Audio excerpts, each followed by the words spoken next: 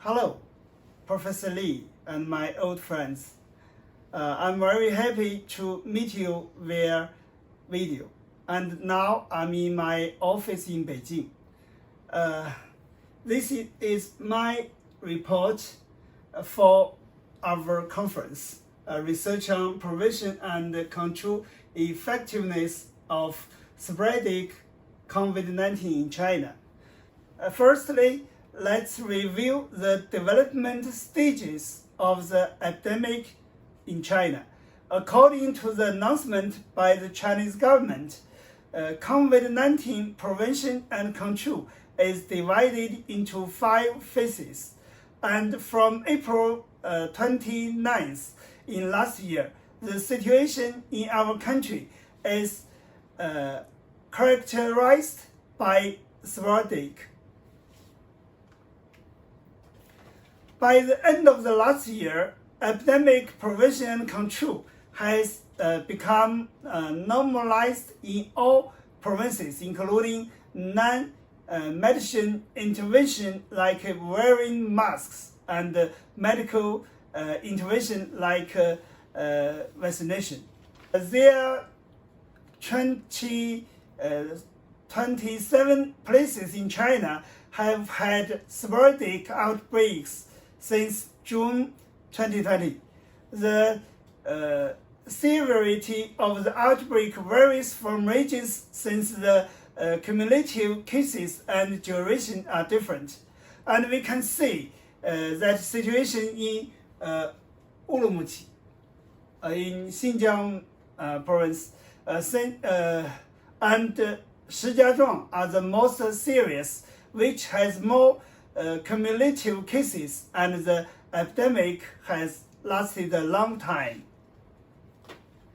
Although the epidemic has been effectively prevented from a rebound, some government problems have been exposed. For instance, social panic and incomprehensive residence travel obstacles and excessive consumption of epidemic prevention resources. Therefore, assessment of prevention and control effectiveness is necessary, which is able to provide policy suggestions and operational guidelines for epidemic prevention in the future, so as to improve the accuracy of prevention. And we have made the assessment in the end of last year. The index system was established from 3 dimensions, including the intensity of prevention and control, the first case traceability, and the local background information. Each dimension has some specific indicators corresponding to it, and the Delphi method is applied to determine the weight. And here we come to the result.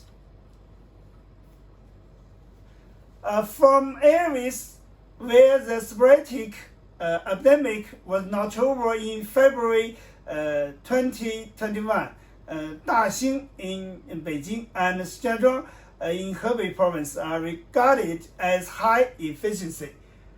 This is Daxing, and here is Shijiazhuang, where Harbin and Changchun are regarded as low efficiency. As for the 4 areas where the sporadic epidemic has ended, we can see that Chaoyang, Shanghai, and Chengdu are regarded as high efficiency, while the efficiency in Qingdao and Dalian is low.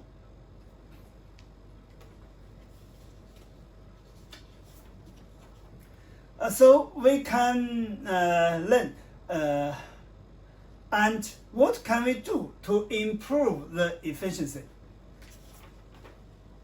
First of all, we need to identify the issues about prevention and control. We found that efficiency varies significantly between regions, and the largest gap between efficient and inefficient area is more than 2 times. Moreover, the prevention intensity does not match the epidemic severity in some places. For example, the outbreak duration is relatively short in some areas, but nucleic acid tests carried out on a large scale and in a high frequency way. In my opinion, an assessment system needs to be established so as to evaluate and supervise the prevention and control of sporadic epidemic in China in the future. As for the management of mobile population, diversity measurement is needed. For example, different standards can be adopted according to the regional risk level, overseas and domestic transit population.